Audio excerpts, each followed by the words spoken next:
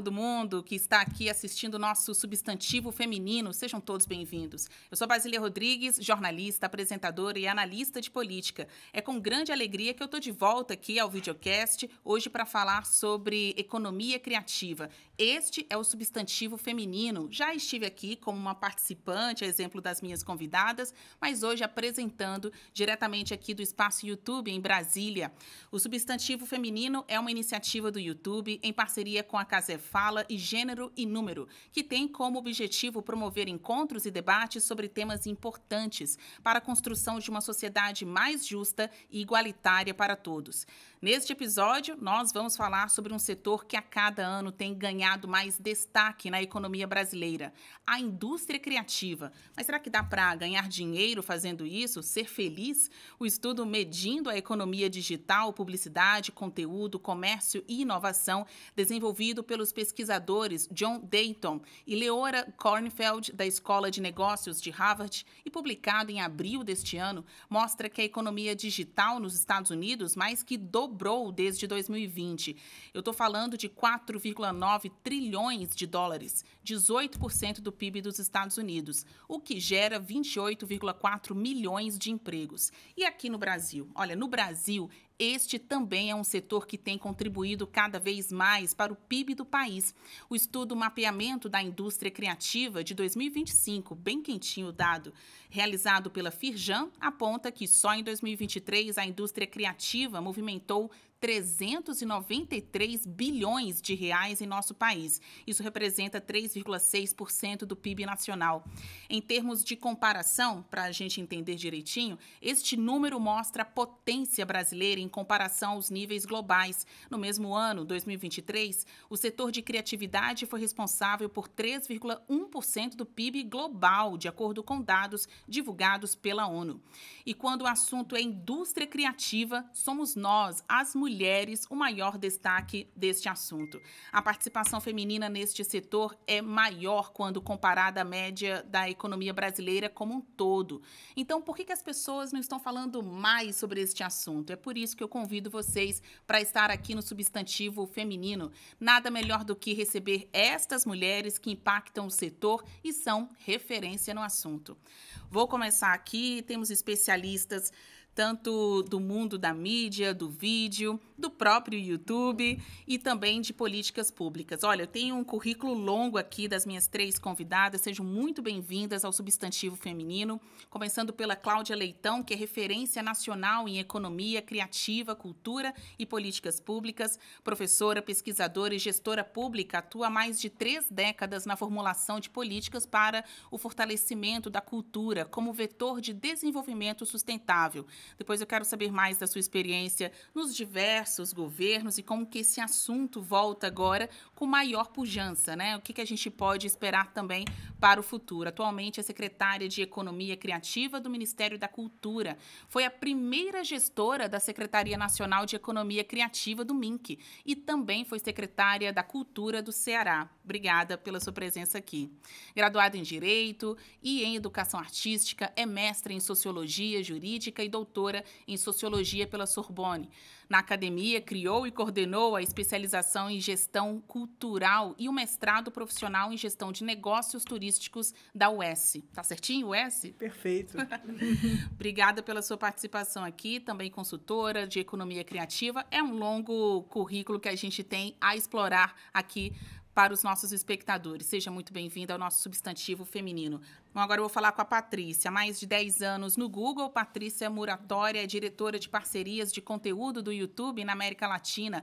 Ela é responsável por parcerias com setores como educação, jornalismo, que é a minha praia, esportes e entretenimento, e por iniciativas com diversas organizações brasileiras, mundiais, Unesco, Gerando Falcões, só para a gente ficar em alguns exemplos.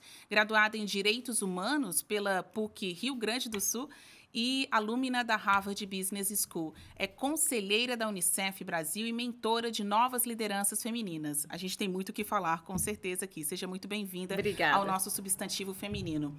Agora a Magá, que é Ana Letícia Magá, mas todo mundo só chama de Magá. Só Magá. Ela lidera a operação dos estúdios do Grupo Flow, um dos maiores polos de conteúdo independente do Brasil. O grupo produz mais de 70 horas de conteúdo por semana e alcança mais de 250 visualizações, ou melhor, 250 milhões de visualizações mensais multiplataforma. Maga é publicitária com 16 anos de carreira, MBA em gestão de pessoas pela USP. Antes do Flow, atuou como estrategista de conteúdo para mais de 30 marcas, sempre unindo criatividade, performance. A gente vai ver aqui, testar essa criatividade ao longo do videocast. Também creator e mentora de carreira desde 2019, acumulando mais de 11 milhões de visualizações com conteúdos voltados à geração Z e seus desafios no mundo do trabalho. Acredita que boas ideias só se tornam grandes projetos quando combinam narrativa, relevância cultural e pessoas no centro da criação. Seja bem-vinda também, Maga. Obrigada pela atenção. Bom, agora a gente começa conversando mesmo, vamos às perguntas e respostas. Eu fiz questão de fazer esta apresentação longa para que o nosso espectador entenda que está ouvindo aqui grandes referências do assunto economia criativa. Como eu falei no começo desse episódio, né, a indústria criativa está crescendo cada vez mais no Brasil, o que impacta positivamente a nossa economia e, claro, traz destaque para este setor. O recente processo de implementação da Política Nacional de Economia Criativa, o chamado Brasil Criativo, trouxe uma série de ações para o fortalecimento desta área. Um exemplo disso é a recriação da Secretaria de Economia Criativa pelo Ministério da Cultura. Por isso que a primeira pergunta já vai ser para você, Cláudia. Ó, eu falei aqui, seu currículo é bem grande. Eu acho que dá para explicar o que é economia criativa. Nossa, essa pergunta vale $1 milhão, não é? Na verdade, a gente precisa traduzir, não é? Para quem trabalha na economia criativa, para o trabalhador da cultura e da economia criativa, que ele pertence a esse campo de inúmeros segmentos, não é? Então, nós estamos falando de um setor da economia que é formado de vários segmentos, onde há pessoas de formação técnica, pessoas que são mestres da cultura popular do Brasil, não é? Gente que tem saberes ancestrais, gente que estudou muito e fez doutorado numa área específica.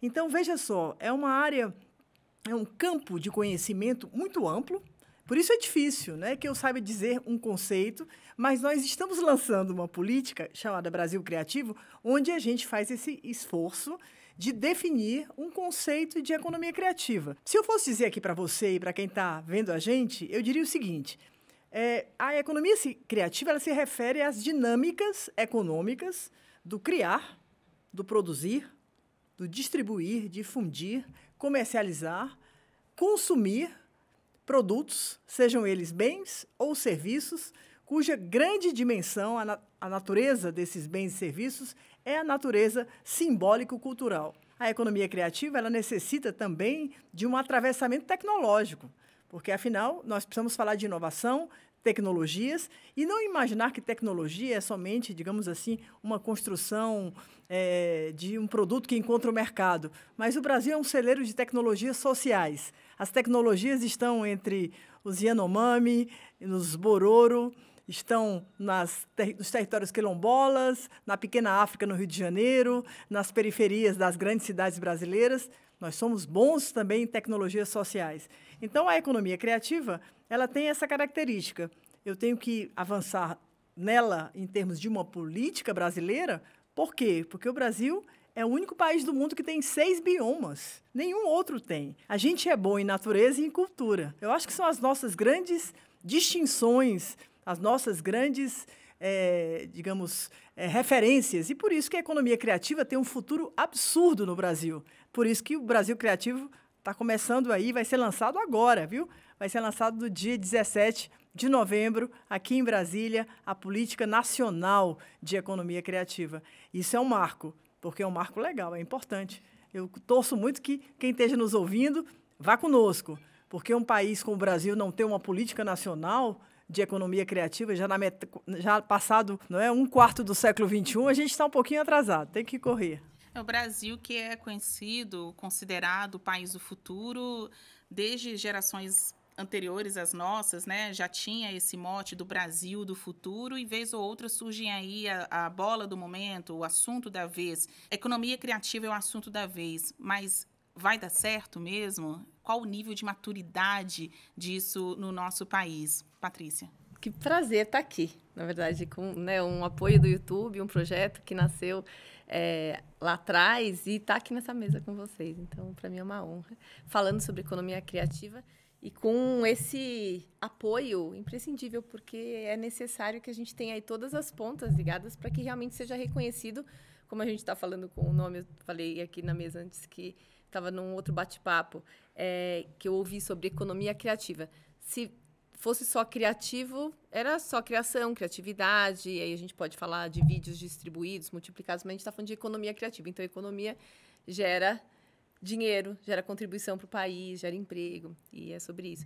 Você trouxe ali no começo alguns grandes números de pesquisas muito fresquinhas e recentes que mostram, com números, não é só sobre o que eu consumo, o que eu vejo, é muito sobre a realidade que a gente já está vendo fora e a gente tem aqui também. Então, eu vou, acho que ao longo da conversa, trago um pouco do que a gente consegue ver do nosso lado de YouTube, até porque a gente tem 20 anos de plataforma, digo que é um jovem adulto, que acho que a gente pode aqui falar sobre as diferentes, onde estamos, né, nas diferentes, na linha do tempo da economia criativa, mas a gente vê essa evolução. Então, quando você pergunta se tendência ou se é algo que fica, o que a gente vê é só um crescimento, mas cada vez mais vindo para um lado de ser consolidado, de ser reconhecido, até porque acho que muito ficou nessa economia criativa. O que é economia criativa? Você estava explicando. E muito diferente do que é uma economia tradicional, vindo dos segmentos tradicionais ou de diferentes indústrias. E acho que são essas quebras de paradigmas que é exatamente onde a gente está hoje. E o Brasil esse celeiro de ideia, de criatividade, mas eu acredito muito no potencial da criatividade humana, combinada com a tecnologia, é um outro lugar que a gente vai, sem dúvida nenhuma, acho que a gente consegue explorar aqui ao longo da conversa também. É isso. Ao longo do episódio de hoje, a gente vai explorar muito mais esses conceitos do que é economia criativa, porque eu imagino que para algumas pessoas, tem tudo a ver só com cultura, né? Tem tudo a ver só com cultura, no sentido, tem que ser criativo para estar nessa economia, tem que lidar com as artes. Não é só isso, né? É um conjunto muito maior de áreas que são alcançadas por essa forma de fazer criativamente a economia no Brasil, né? Muito boa essa sua consideração, porque faz dinheiro, é criativo, mas também faz dinheiro. A gente está falando de economia. Magá, ao longo da sua carreira, você trabalhou com a criação de conteúdo para grandes marcas, diferentes setores, também é criadora de conteúdo com base na sua experiência. Qual o impacto de plataformas como o YouTube para o mercado como um todo? Eu acho que quando a gente olha para o YouTube, né, a gente pensa que os primeiros profissionais da área que começaram a trabalhar com digital e ver isso como uma carreira são os YouTubers, né? Quando a gente pensa nessa primeira geração de criadores de conteúdo que são hiper famosos, eles são os YouTubers que acabou virando o nome de uma profissão, de uma carreira, de pessoas que usam a plataforma como primeiro passo para entrar dentro desse universo de vídeo. E o interessante do YouTube é que ele foi uma plataforma desde sempre preocupada com a relação com os criadores. Então, a gente vê isso muito de perto lá no Grupo Flow, quantas iniciativas a gente tem de parceria e de apoio e suporte aos criadores. E ele tem o programa de monetização. Então, os criadores, eles começaram, desde lá de trás, a criar no YouTube, porque também via como uma plataforma que remunerava esse esforço criativo, que não era uma coisa tão comum. Então, eu acho que o YouTube ele tem um papel muito fundamental no desenvolvimento da economia criativa do audiovisual. Quando a gente olha para esse universo de 20, 15 anos atrás, e ele continua contribuindo com esse papel, porque o YouTube ele é uma plataforma, por exemplo, de conteúdos longos. Ele tem conteúdos curtos, tem conteúdos para todos os gostos, mas você consegue se aprofundar. Você consegue ver conteúdos antigos, tem outras plataformas que são mais... O conteúdo é mais descartável. E lá dentro do grupo, lá dentro do Flow, o que a gente vê é uma aproximação muito grande de criadores de outras plataformas que vêm até nós porque eles entendem que só criar conteúdos rápidos não ajuda a construir um nome, não ajuda a consolidar uma carreira. Então, eles vêm até nós, tipo, ai, me ajuda, como que eu faço para conseguir crescer o meu canal, para construir o meu canal no YouTube? Então, ele é um grande parceiro e um grande apoiador da economia criativa como um todo. Qual o perfil das pessoas que mais procuram vocês para ter um canal no YouTube? São homens, são mulheres? Todo mundo. Todo mundo. Todo mundo. Acho que não tem um perfil único. A gente tem desde criadores mais jovens, né, que buscam a gente querendo dicas e tentando entender um pouco mais desse universo para transformar mesmo a produção de conteúdo em carreira, quanto a gente também tem marcas que muitas vezes se aproximam, né, e querem entender um pouco mais do nosso trabalho, do que a gente faz. Então, a gente não tem um único perfil, porque, na verdade, as pessoas já perceberam que a criação de uma identidade digital, ela é fundamental. Eu já cheguei aqui, já fiz conteúdo lá falando que eu vinha para cá, já tem uma galera interagindo com a Magá do digital, né? Porque tá ali, mas eu tô aqui. Então, as pessoas entendem que elas precisam ter essa persona digital e criar conteúdo também para poder interagir com as pessoas nos dois universos. Olha, de acordo com o painel de dados do Observatório Fundação Itaú de 2025, a economia da cultura e das indústrias criativas alcançou um total de mais de 7 milhões de trabalhadores em 2023, atingindo o maior patamar desde o início da série histórica disponível.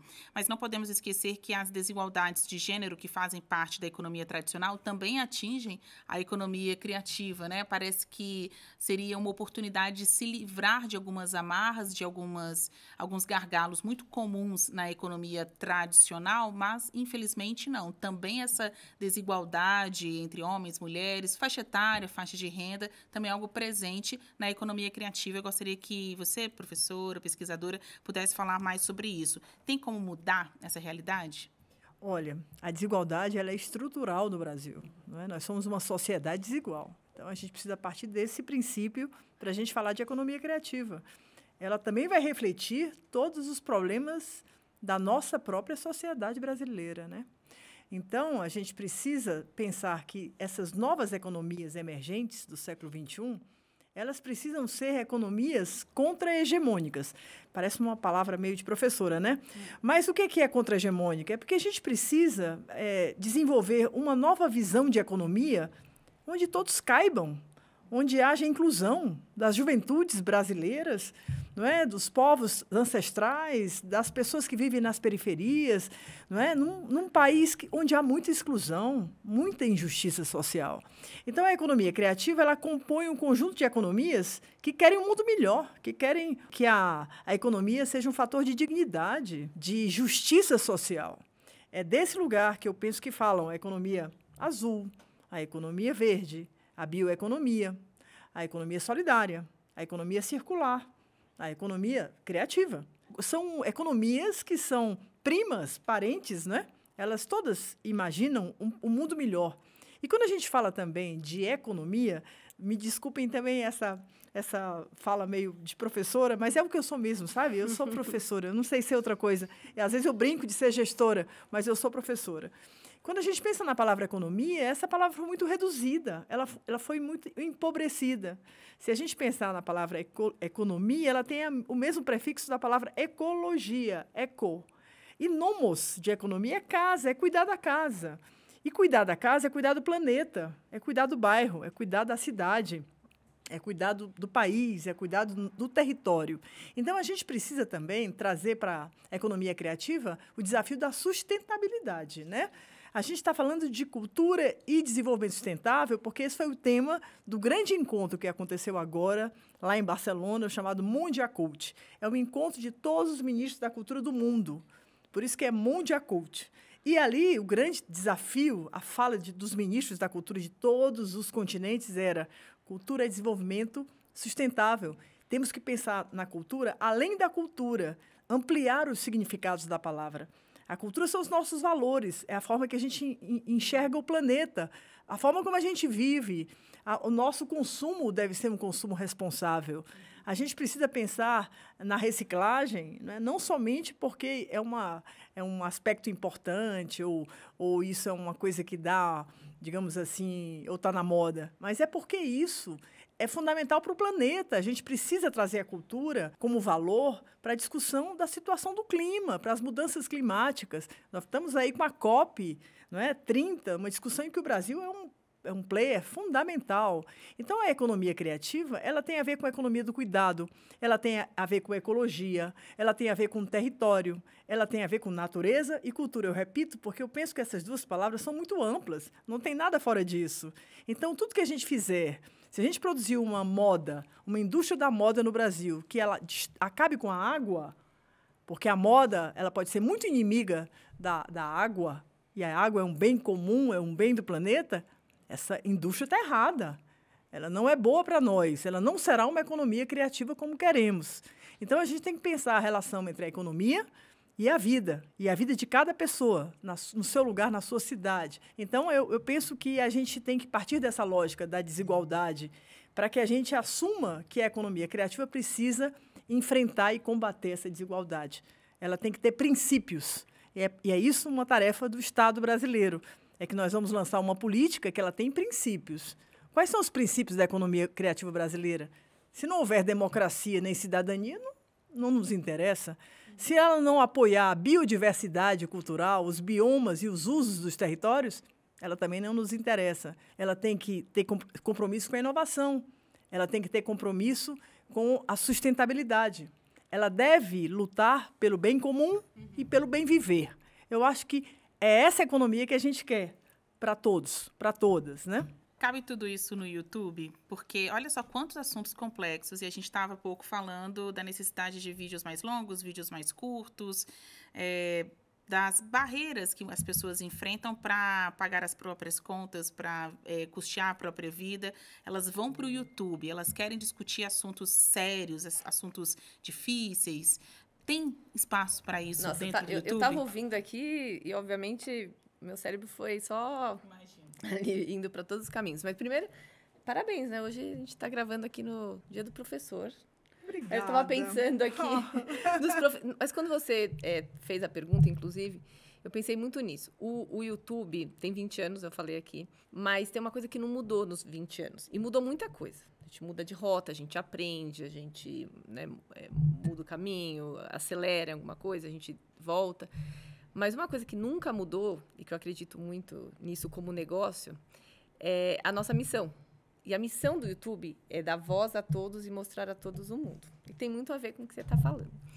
E isso é porque é sobre do bairro para o palco. Sobre vozes que não tinham a oportunidade, porque dentro de uma estrutura de uma mídia tradicional e da evolução, como ela saiu de um modelo mais centralizado, até hoje, o que a gente tem em outras plataformas também, e aí eu vou dizer só qual é, para mim, o grande diferencial, e tem muito a ver com o que a Magá falou, é de que a plataforma ela foi construída, a estrutura foi construída para que todo mundo tenha voz.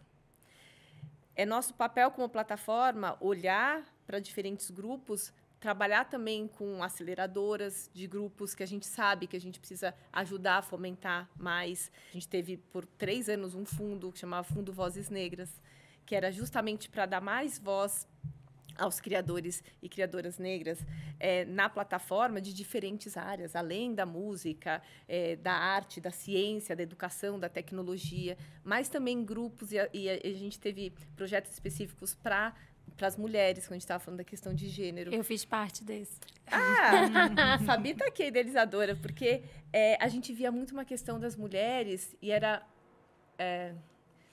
elas além do YouTube. Porque não eram só as mulheres na câmera. A gente queria que a mulher ela pudesse ter o controle e a autonomia do processo, né? Inclusive da parte financeira. Então, era sobre o todo.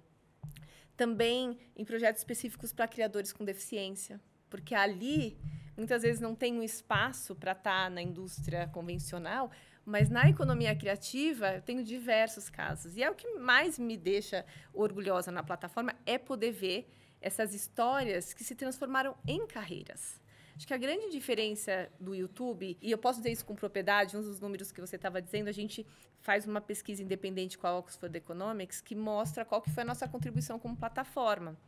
Porque as histórias elas são super importantes, mas quando a gente quantifica e materializa isso, E a gente traz um dado que, em 2024, a gente contribuiu com 4,9 bilhões para o PIB brasileiro. A gente está falando de mais de 130 mil empregos gerados, e direto e indiretamente. E isso é super importante, porque aí nasce lá atrás. O YouTube, em 2007, nasceu com o que a gente chama de programa de parcerias, de monetização do YouTube.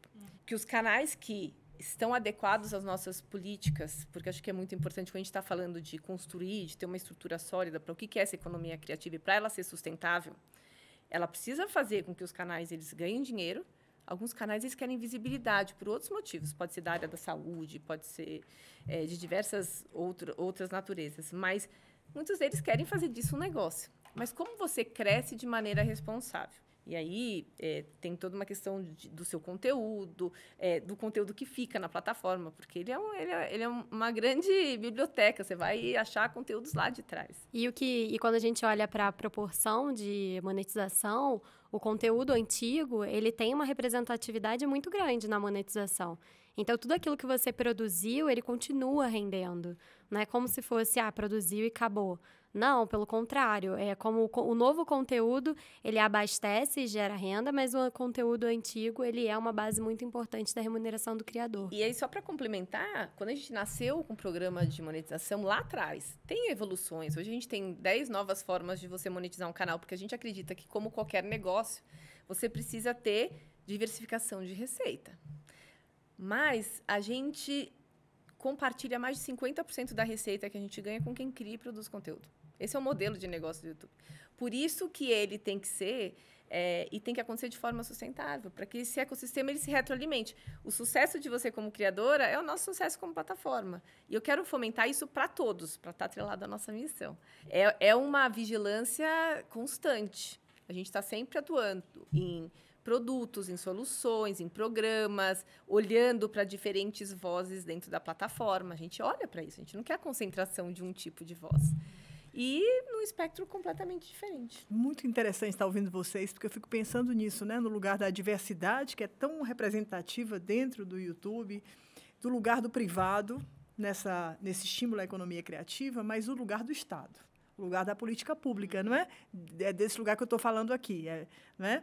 E, ao falar de política pública, a gente realmente tem que pensar, não é, quais são os grandes desafios que as políticas públicas para a economia criativa precisam vencer. E que vocês são parceiras disso, não é?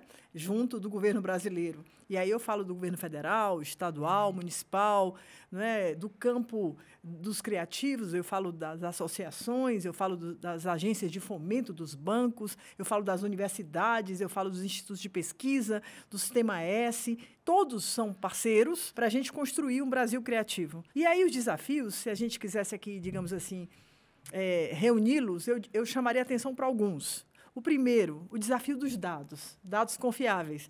E aí é bacana porque eu acho que isso tem um rebatimento muito interessante com a produção de conteúdo. O dado verdadeiro, o dado autêntico, o dado que você confia. Quando você abre aqui essa nossa conversa dando números, e eles vêm da Firjan, são números importantes que a gente tem que ter. Os dados do Itaú são importantes. A gente precisa de mais dados. A gente tem que ter indicador, a gente tem que ter metodologias. O Brasil carece de dados e aí a gente não consegue ter séries históricas que comparem como a gente era e como a gente ficou. E a gente não entende bem o que seria a Amazônia criativa, o Pantanal criativo, o Cerrado e o Nordeste criativo, ou os Pampas. O Brasil poderia ter tudo isso, digamos assim, em dados confiáveis. A gente vai precisar de mais pesquisa, de mais estudos, para a gente poder agir da melhor forma.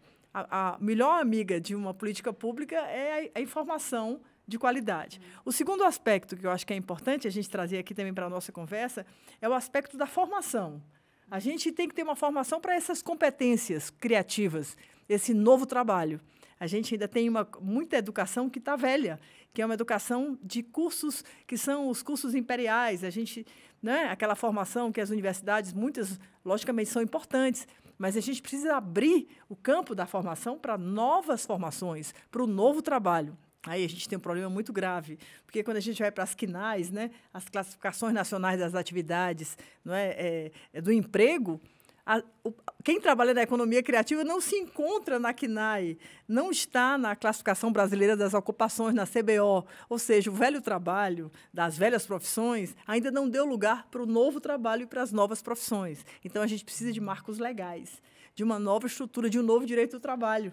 Olha só o desafio que a gente tem e que o YouTube pode nos ajudar, né? Porque a gente precisa encontrar no mundo que está em transição. O século XX acabou. E o século XXI? E essa juventude toda, que não se identifica com o velho trabalho e que nem tem lugar para assinar carteira mais, acabou esse negócio de CLT. Então, você precisa empreender. Como é que você faz? Como é que você é ajudado, né? A gente está aqui vendo uma dimensão muito prática do que as meninas estão aqui colocando, não é? Para quem está nos ouvindo e vendo. Aí, a gente precisa pensar no fomento. Como é que a gente encontra o microcrédito? Eu estou discutindo nesse momento com agências de fomento, bancos, ministérios, porque a gente precisa apoiar o pequeno, o micro, aquele que está começando um pequeno negócio, mas ele não consegue recursos, ele não tem um microcrédito para essa nova economia. Então, ele está sozinho, ele não consegue sequer um recurso para que ele possa estruturar o seu pequeno negócio, para que ele possa crescer. Não é? A gente precisa pensar nessas dinâmicas, que a gente chama de ecossistema. Eu preciso ter um ecossistema criativo para criar. Depois que eu crio, eu tenho que produzir o que eu pensei. Então, aí eu tenho um ecossistema e uma infraestrutura necessária para produzir. Aí vem o pior. Sabe o que é o pior, meninas? Qual? É distribuir. É comercializar. Eu sou o túmulo do livro, eu sou o túmulo do filme, eu sou o túmulo do conteúdo, porque não sai de mim. O artesão não tem como fazer. Então, ele guarda aquilo porque ele não tem um lugar para comercializar aquilo que ele faz. E aí vem, portanto, toda essa questão desses ciclos de criar, produzir, distribuir, comercializar, exportar, por que não, não é? E descobrir mercados. Mas quem junta comprador e vendedor? Quem junta aquele produto, aquele produto criativo, com alguém que tem interesse nele? Então, com falta ainda uma política nacional, a gente tem sofrido com isso. Mas é bacana a gente entender os desafios da economia criativa. Sim, porque vocês estão cuidando disso, né, também, ajudando nisso. 100%. A gente vê isso na pele, na prática. Porque quando você produz conteúdo, por exemplo, a gente tem... já foi o tempo que o criador, né, ainda dá, óbvio, e vai dar por muito tempo, para você ser só você, uma câmera, um microfone e grava o conteúdo.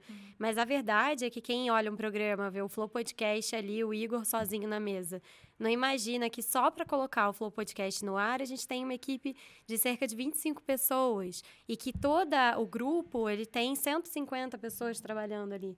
Então, não é mais amador, né? Não, uma coisa é uma cadeia produtiva. Isso, é a ideia da rede que ela está trazendo, que é muito importante. Não é o indivíduo, é o coletivo. É o coletivo. Isso é que é legal. Sim. Apesar desse sentido de ser autônomo, né? De ter uma ideia e ir lá fazer, da criatividade, que parece que depende de uma pessoa, de um grupo pequeno de pessoas, o que vocês falam, principalmente você, Cláudia, e a Magá, é que depende de regras também, né? Depende de uma organização, seja pela indução do poder público, seja por essa organização com etapas, né? Uma cadeia de trabalho. Não é um sonho e uma ideia, né?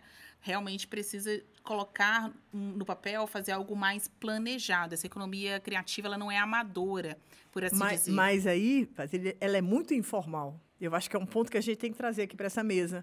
Grande parte dessa economia não está medida com esses números que você deu. Ela é muito maior. A gente sabe que ela é maior, mas a gente tem hipóteses. Por quê? Porque ela é uma economia subterrânea, de pessoas que não têm MEI, que não têm CNPJ, que trabalham pelo Brasil inteiro. São milhões de criativos que a gente não os conhece, portanto, não os reconhece. Eles são indivíduos que são invisíveis às pesquisas, aos institutos. Então, a informalidade é um dos óbices para essa economia crescer. A gente precisa criar instrumentos de formalização para que essas pessoas existam e possam ser medidas. E quando a gente fala de PIB, ou seja, Produto Interno Bruto da economia criativa, conta satélite da cultura e da economia criativa, a gente tem que tirar essas pessoas da informalidade. Sim, é porque eu acho que também tem um ponto, né? Quando a gente fala de economia criativa, a gente vai do artesão, que vai montar um brinco para você usar, manual, a um diretor de cinema criando um longa-metragem. Então, a gente também tem uma pluralidade de profissionais muito grande dentro dessa cadeia, né? Quando a gente olha para o audiovisual, a gente tem muitos cargos novos, coisas que nunca existiram na vida. A gente vai criando assim, ó, conforme vai existindo, a gente bota os nomes lá.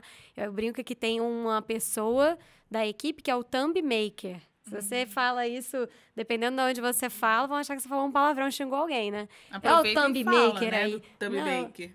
O thumb maker é a pessoa, é o designer, né, que tem a capacidade de produzir uma capa, uma imagem para o conteúdo. Aquele corte específico da capa. É isso, o corte da capa ou nem um corte, uma montagem para aquela capa, para tornar o conteúdo interessante. Porque o conteúdo, ele é como se fosse... Se a gente fosse falar de um produto, o conteúdo é o que é o conteúdo, né? O que está dentro. E a thumb maker... É a embalagem, né?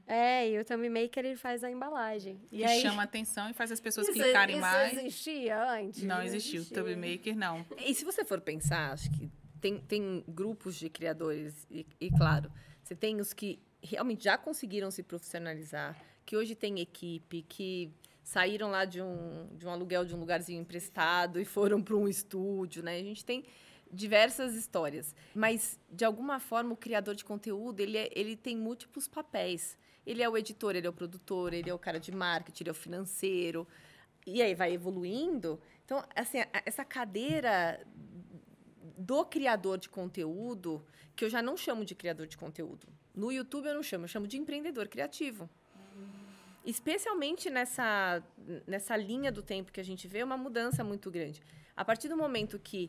E, claro, a gente dá todo o suporte para os criadores, mas a gente trabalha quase como se fosse um funil de criadores. Imagina que todo dia, vão surgindo novos empreendedores criativos. E a gente vai ajudando esses criadores. Seja, em alguns casos, a gente consegue ter algumas verticais específicas que a gente, no Brasil, inclusive, o Brasil é um dos maiores países para o YouTube no mundo. Então, a gente foi precursor também em lançar algumas verticais específicas de conteúdo e de negócios. Hoje, a gente tem mais de 10 diferentes, que vai de música, esportes, entretenimento, saúde, educação. Então, a gente tem um grupo de educadores no YouTube que eles se chamam de edutubers. E que eles também trouxeram uma coisa interessante que foi... o quebrar barreiras da sala de aula, porque, no final, eles complementam aquele conteúdo, às vezes eles chegam em algumas pessoas que eles não conseguiriam chegar, né, numa sala de aula que tem 30 alunos. Aqui você tem centenas, tem milhares, tem milhões. E você consegue falar, às vezes eu tenho algum desses edutubers andando na rua, que os alunos param, eles são rockstars, porque você me ajudou a passar no Enem. Foi com o seu conteúdo que eu consegui chegar ali. Assim, são muitas histórias importantes, mas é importante a gente pensar nessa cadeira do criador. No YouTube eu falo, você não tem canal, não é sobre canal, é sobre um negócio. E você tem que levar isto como um negócio. E como um negócio tem que pensar como é que era, como é que é, qual a sua responsabilidade do que você está construindo. Você não tem... as histórias viraram realmente carreiras. Inscritos viraram clientes, viraram fãs. Então, deixa eu te contar um negócio que acho que tem super a ver com o que você está falando. Aí, eu vou trocar de cadeira. Vai, do Flow porque você pra tem Magá. muitas cadeiras, ótimo. Porque, como eu sou criadora de conteúdo também, em 2019, eu criei um canal no YouTube para falar sobre carreira para jovens. Porque eu já tinha uma experiência muito grande de gestão de pessoas e eu sentia que as pessoas, que os jovens, gente, eles já são jogados no mundo. Eles não têm uma informação de como que você entra no mercado. E aí eu criei, em 2019, 2020, na pandemia, a agência que eu trabalhava. Acabou. E aí eu falei, será que não é a hora de eu virar criadora de conteúdo, experimentar essa cadeira? Falei, vamos embora. Aí comecei a investir no meu canal, a criar conteúdo falando sobre carreira. Entrei no programa para mulheres, por causa do canal que falava sobre mercado de trabalho para jovens, e vi toda essa parte de negócio por trás, né? Porque por mais que eu também já trabalhasse com digital, cara, ser criador é outra coisa, você pode ter uma carreira incrível executiva, e se você virar um criador é outra, como se estivesse aprendendo uma outra coisa. E eu fiquei 4 anos trabalhando só como criadora, então dando palestra, fazendo evento, apresentando. Já vim aqui no Mané Garrincha apresentar um evento acho que era do Senai ou do SESI, ou os dois juntos. Então, eu fiquei 4 anos como criadora, vestindo essa camisa dentro dessa cadeira. Então, existe esse caminho também, e a parceria com o YouTube foi importante, não só da parte de conhecimento, né, para eu me ver nesse lado empreendedor que eu nunca tinha sentado nessa cadeira, como também para conhecer outras mulheres. Isso foi muito legal. Então, dali também surgiram outras parcerias, né? A gente fez outras coisas. Eu voltei para o mercado executivo, mas esse projeto ele foi tão importante para mim que, quando eu fui fazer meu MBA na USP, o meu tema foi perspectivas de carreira da geração Z de periferia, porque eu queria ser entender um pouco mais camadas do que falar só de mercado de trabalho formal, né? Eu queria entender mais camadas. Então, é isso. Foi um projeto que nasceu de uma vontade de criar dentro do YouTube, que virou um emprego, que me sustentou durante 4 anos, que é um projeto que eu sou completamente apaixonada, que é o canal Futurana, né? Que é o canal que eu criei. E que hoje eu já sinto que eu quero evoluir ele para um novo projeto. Aí eu brinquei que agora é o Magaverso, né? Que vai mudar. Que é um ótimo nome também, né? Que vai mudar. Eu vou falar mais agora sobre liderança feminina e trazer mais esses conteúdos, mas ele também amadurece junto comigo. Ai, gente, vocês falam aqui, quando você falou sobre até expansão, a tecnologia vai ser um outro salto aqui. Quando a gente está falando de inteligência artificial, a gente tem investido muito no YouTube. Isso já há muitos anos, mas a gente via muito mais inteligência artificial na parte de moderação de conteúdo. Afinal, são centenas de horas de vídeo por minuto subindo na plataforma todos os dias.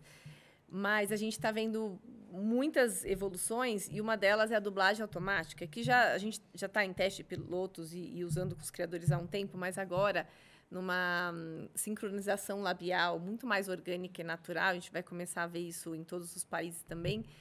Agora, imagina, o Brasil, com essa capacidade, eu falo que a gente é um grande laboratório massivo de criatividade, que exporta para o mundo. Assim, tem coisas que a gente já fez aqui que não existia lá fora.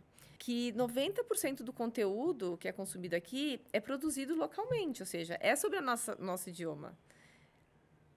E o Brasil é um dos maiores países para o YouTube no mundo. Agora, imagina isso quebrando barreiras geográficas também. Eles vão falar com qualquer pessoa, em qualquer lugar do mundo, porque a sua criatividade é relevante, ela importa. Então, quando a gente está falando assim, o que a gente olha para o futuro, é muito promissor. Que bom que a gente está sentado aqui, ó, se a gente for pensar, faltou talvez uma cadeira aqui de quem ajuda, na verdade, o criador a crescer, que é o mercado publicitário, que por muito tempo também reconheceu muito mais um lugar da mídia tradicional e começa a perceber a importância... Desde os pequenos perfis, né? Exatamente, dos micros, né, nanos criadores e dos grandes também, para esse outro lugar, porque precisa ser sustentável. E é isso que a gente acredita. Então, acho que a gente está olhando para um futuro eu acho bem que diferente. Quando eu fico aqui ouvindo vocês e pensando nessa coisa de uma economia, de uma nova economia, onde o Brasil tenha um lugar de liderança, não somente na produção de conteúdos, mas num certo lugar decolonial, né? Da gente não se submeter só aos valores e a repetir as narrativas que vêm de fora, e a gente ter mais autoestima e construir as nossas próprias narrativas, nossos imaginários, né? Vocês sabem que não é simples isso, né? Quando a gente olha para um país como o Brasil, com o tamanho que ele tem, com a diversidade que ele carrega, e a gente vê que o produto que é ligado, assim, tão engraçado, né? O produto brasileiro, chinelas havaianas, né? Eu acho uma piada, né? É uma coisa muito trágica. Um país que poderia ter um soft power muito mais importante, né? Vocês estão sendo aqui trazendo visões otimistas, que também são visões que eu carrego comigo na minha trajetória de gestora e professora, que pesquiso e procuro dados e percebo que essas vozes, elas não chegam lá. Não é? Muita gente fica no caminho, né? Eu acabei de vir do interior do Ceará, eu estava lá lançando um programa chamado Cariri Criativo, e eu fui num centro de artesanato que é lindo, chama Mestre Nosa, em Juazeiro do Norte, que é uma meca, não é, de uma diversidade, turismo religioso, figuras importantes, um Brasil, nossa, criativo, potente. E aí eu saí procurando artesãos que eu tinha estado com eles há um tempo atrás, e muitos me disseram, não, eles desistiram. eles foram ser pedreiros, eles estão construindo casa ali na frente. Eles não conseguem viver do artesanato. Então, a gente também não pode ser ingênuo, né? E achar que o mundo está bacana, está Barbie, está cor-de-rosa, que há lugar para essa criatividade. Tem uma pessoa muito importante, que é um homem que foi ministro da Cultura do Brasil, foi ministro do Planejamento, é um grande pensador brasileiro, e a minha equipe brinca muito, diz que eu falo muito nele, que é o Celso Furtado. Celso Furtado é um homem muito importante para o Brasil do século XX, da segunda metade do século XX. Ele foi um embaixador, ele foi uma personalidade internacional, ele criou a Sudene, estava na criação do BNDES, ele fez a primeira lei de incentivo, que é a Lei Sarney. Ele foi um intelectual brilhante, ele pensou o Brasil, ele foi uma pessoa muito importante para o pensamento brasileiro do século passado. E ele tem um livrinho chamado Cultura e Desenvolvimento em Época de Crise. É um livro que você já nem acha publicado, eu comprei num sebo, né? Mas ele diz uma coisa muito impressionante. Ele diz que alguns países contribuem para a riqueza cultural do planeta.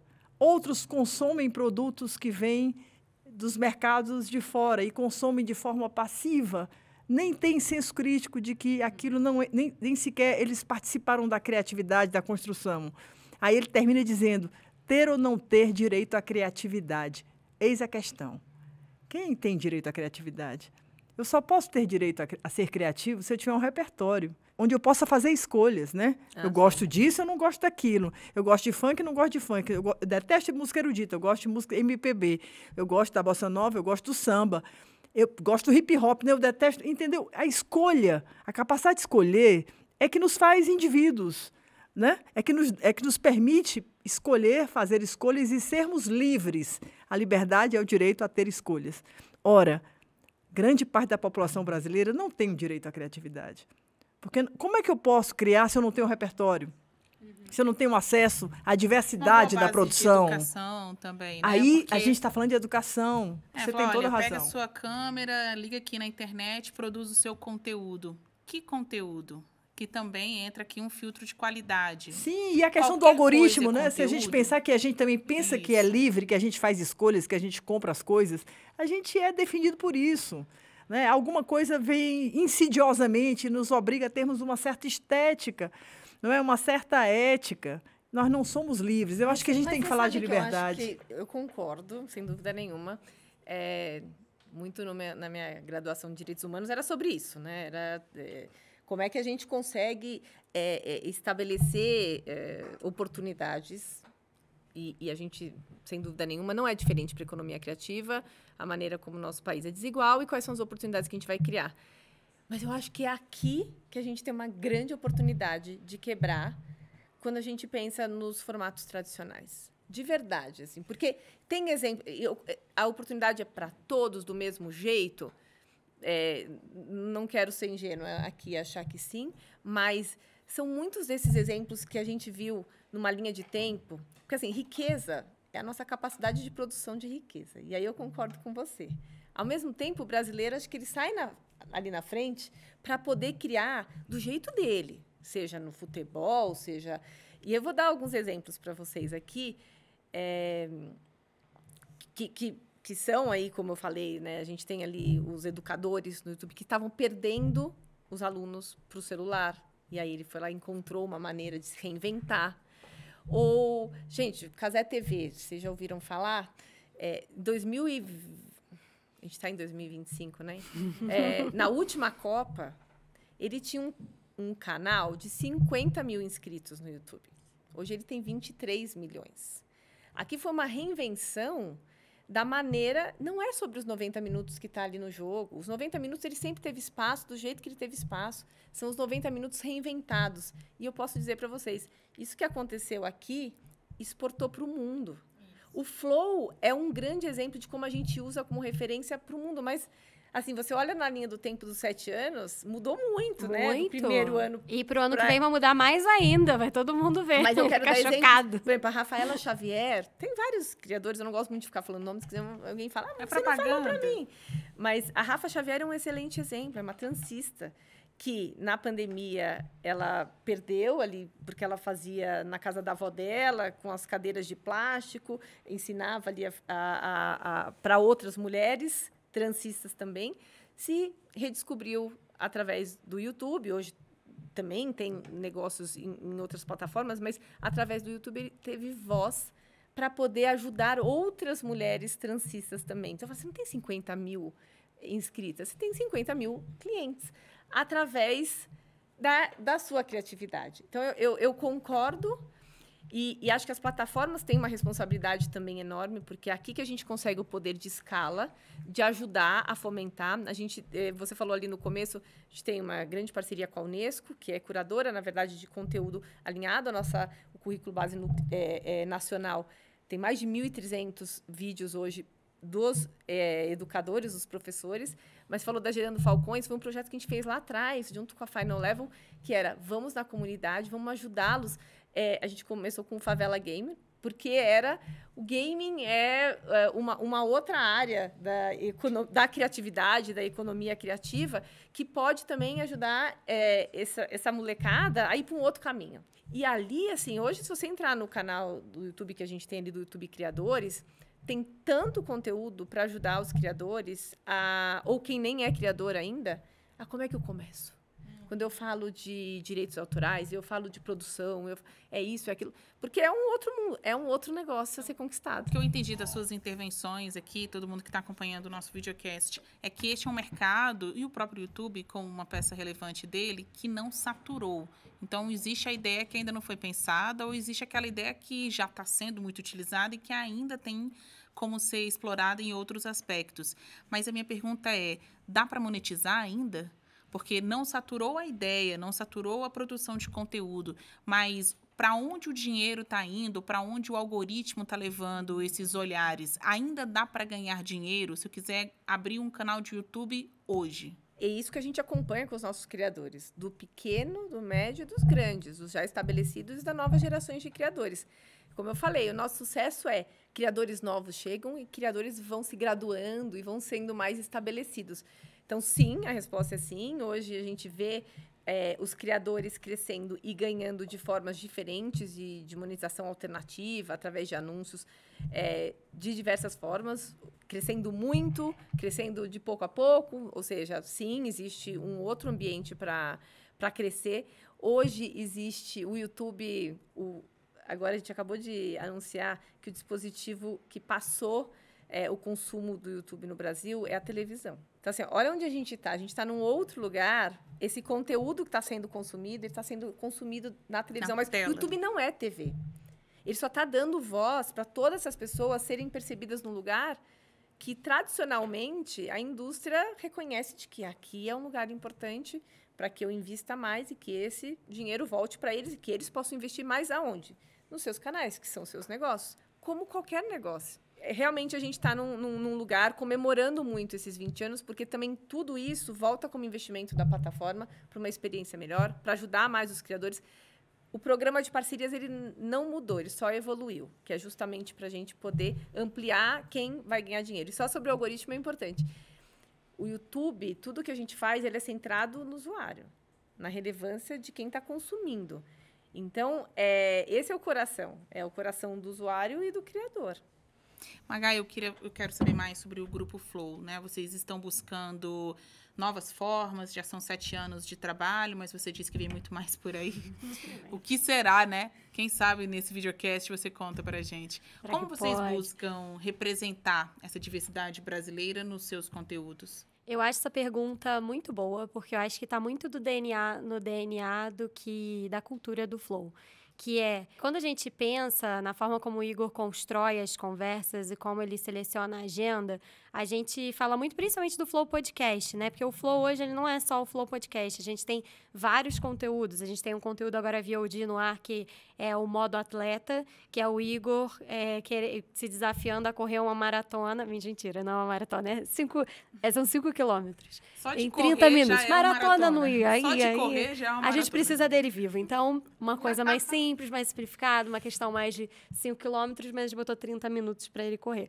Então, a gente tem esses conteúdos, né, muito mais do que só o Flow Podcast, mas o Flow Podcast foi onde tudo começou e é onde a gente tem um posicionamento de cultura e sociedade e tem o objetivo de fomentar conversas de diversos assuntos. Então, a gente tem desde a diversidade de assuntos, né, que a gente vai falar de ciência, de economia, de política, de música, a gente vai falar de entretenimento, vai chamar humorista, vai chamar, enfim, uma gama muito grande de pessoas, mas eu costumo dizer lá que o coração do Flow é o diálogo.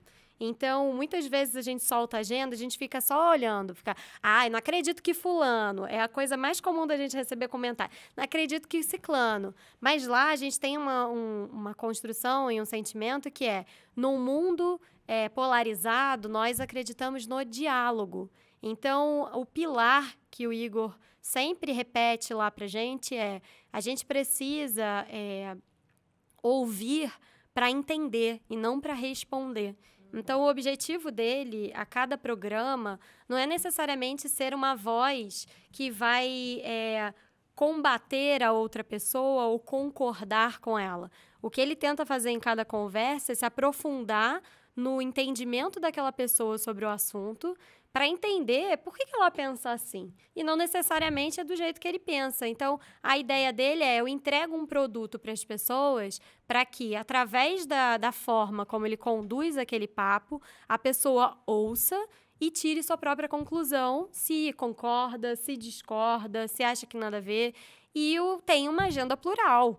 Então, a gente brinca que quando você vai ver lá, você fala, agora, várias vezes, agora o Flow passou dos limites, porque chama. E a gente fala, gente, o Flow é isso, é a crença de que a gente precisa de diálogo, é isso que o mundo precisa, e que nós vamos apostar nisso, como produção de início, conteúdo. vocês já pensavam em falar sobre política? No início? Olha, em ter candidatos, presidentes da República? Os presidenciáveis. Sempre foi um objetivo do Igor de impactar o debate público. Ele tem, por isso que o Flow, a gente fala muito sobre, muitas vezes quando a gente vai olhar, até para as marcas olhando para o Flow, posicionam o Flow com concorrentes que a gente olha e fala, não são nossos concorrentes. Porque o Flow tem entretenimento também, mas o objetivo é impactar o debate público. Então, não tem como você impactar o debate público sem trazer como um dos pilares também assuntos sobre política. Porque é assim que a gente estimula o pensamento crítico, impacta a sociedade, né, e fomenta as conversas. Então, não era um objetivo direto de, tipo, precisamos falar sobre política. Mas se você precisa e você deseja impactar o debate público, não é um assunto que você vai deixar para lá. É um assunto que você vai incluir dentro dos territórios que você vai falar sobre. E os presidenciáveis e tudo mais, foi a maior chancela que o formato teve, né? O formato podcast teve, de que é ali que as pessoas querem se aprofundar e ouvir o que as pessoas querem, o que aquela outra pessoa do outro lado, político, no caso, quer realmente dizer quem ele é. É ali que você vai, que o Igor vai, dissecando a pessoa, e quando vai vendo... E as personalidades, os políticos, eles querem ir, né? Eles adoram. Porque Eles também querem o público é gigante, e o né? Igor não pega... Ele não... Não é? Ele não é... Não, e ele não... Ele vai... Ele Ele aprofunda. Ele não vai ali ficar num papinho, tipo, De não, de oba-oba. Ele vai perguntar. É tão importante, né, esse lugar do político, né? Desses conteúdos e do pensar o lugar do YouTube para os próximos 20. Inclusive, o gancho da minha pergunta aqui, a gente já está caminhando mais para o final do nosso programa, como a política invadiu as redes sociais, né? Aí eu não estou falando de um espaço de jogo de torcidas, né?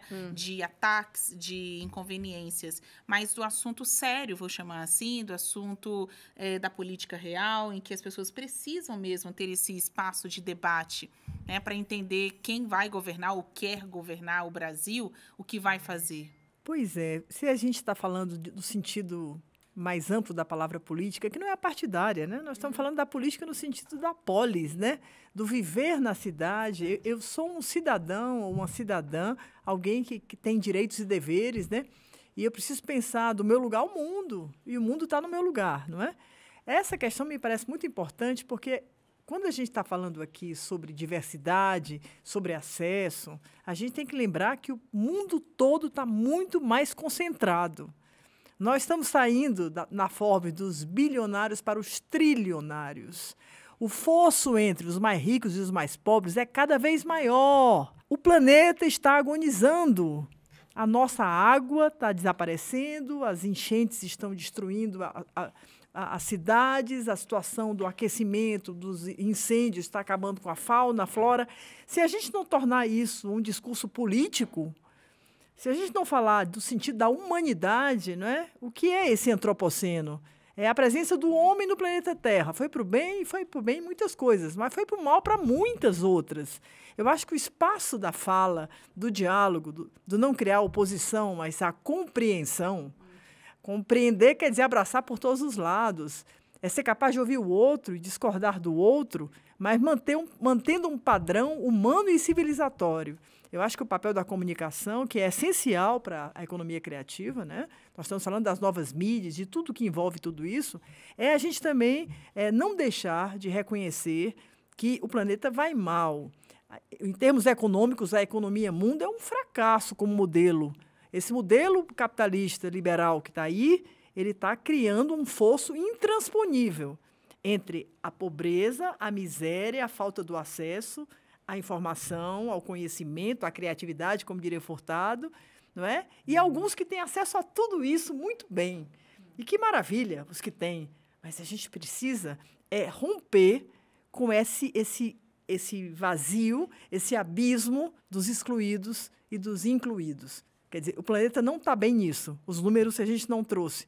Fica para o próximo videocast. Que a gente parta daí para entender que essa concentração ela é absolutamente banalizada e que ela está dentro do próprio sistema econômico. A gente acha meio que normal tudo isso.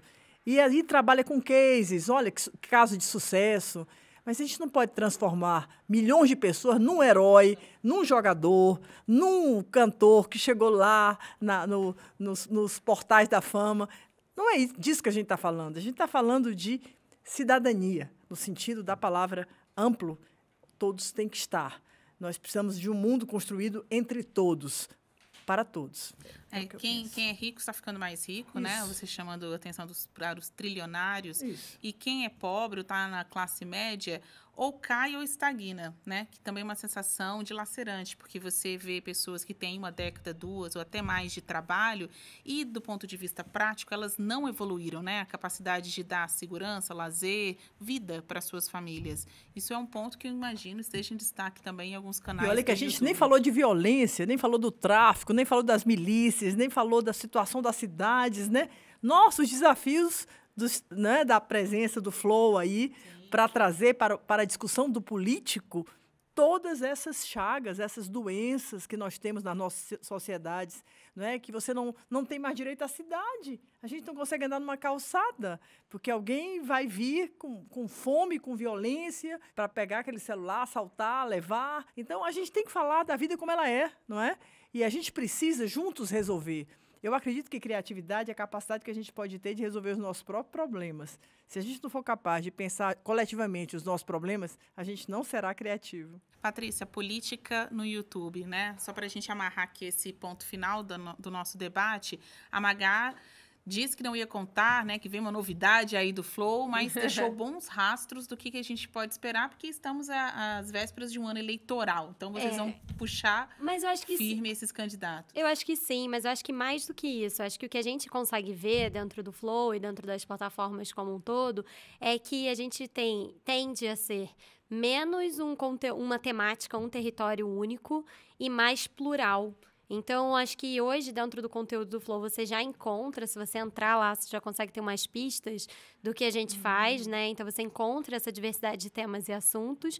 E para o ano que vem, a gente tende a cada vez mais abraçar assuntos e temas relevantes para a sociedade e não se fixar a uma temática só. Então, por exemplo, antes a gente tinha dentro do Flow, tinha os programas, os políticos estavam ali participando, e aí a gente, justamente para criar e amadurecer a nossa editoria, a gente criou o Flow News, já existia quanto canal, mas a gente transformou o Flow News em uma editoria dentro do Flow, para a gente conversar sobre esse assunto dentro de uma editoria. Então, eu acho que o que a gente espera para o ano que vem é abraçar uma pluralidade, uma potência de assuntos. A gente vai ter ano que vem, ao mesmo tempo que tem eleições, também tem Copa do Mundo. A gente tem um monte de assuntos que cabem dentro de um mesmo canal. Então, eu acho que esse é o se eu tivesse que dar um spoilerzinho, esse é o grande spoiler. Ficamos um pouco assim ainda, né? A gente está tentando imaginar. Muitos assuntos cabem dentro de um mesmo canal. Patrícia, você citou o exemplo de um youtuber, né? Eu também vou citar aqui um exemplo, mas olha, que ninguém sofra de tristeza, de abandono, não é o caso. Mas só para a gente ficar numa ilustração da política dentro do YouTube. Tem um youtuber chamado Adalberto Neto. Ele vem do Instagram, onde ele publicava sobre reality shows, questões sociais também, ele que é um homem negro. Só que ele viu que tinha que ir para o YouTube para abrir lives 3 vezes por dia e comentar o noticiário. Ele é jornalista. Não era de política, era de comportamental, esporte, mas como todo mundo tomou assento nessa grande mesa, né, de discussão sobre a política brasileira, ele diariamente faz lives no YouTube para falar do que ele está lendo, vendo e entendendo das notícias na mídia tradicional. Na sua avaliação, a perspectiva é de que a política cresça muito mais o seu tamanho? Eu acho que o YouTube ele já acabou tendo um papel muito importante na política como um todo. E isso vem pela questão do poder de escala. No final, como é que eu consigo... a gente quer cada vez mais fomentar canais ou personalidades e essas diferentes vozes e opiniões para que a gente possa ter, né, essa pluralidade que a gente precisa de perspectiva e de vozes. E a gente está aí num ano realmente de pré-eleição. A gente sempre está num ano de eleição no Brasil, porque hoje a gente tem eleição nacional, a gente tem municipal, a gente tem pré-eleição, então a gente está sempre num ano de eleição no Brasil.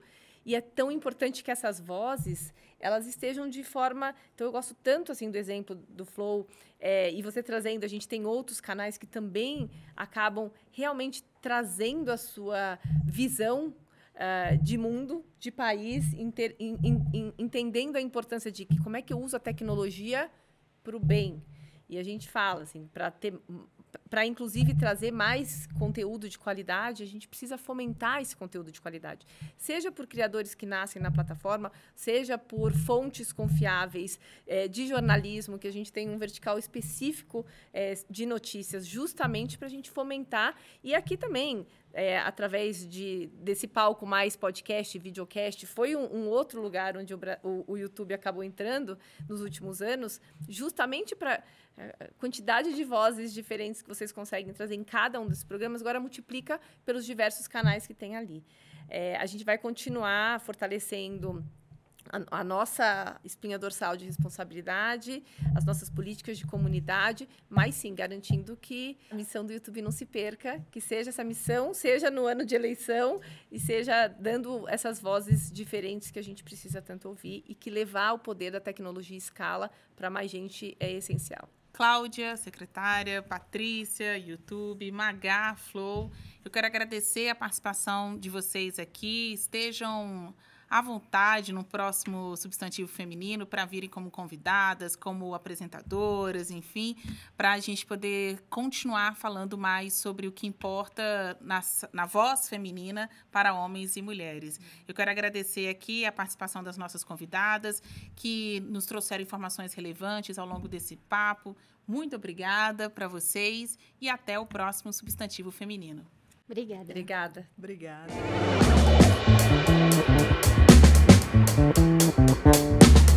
Thank you.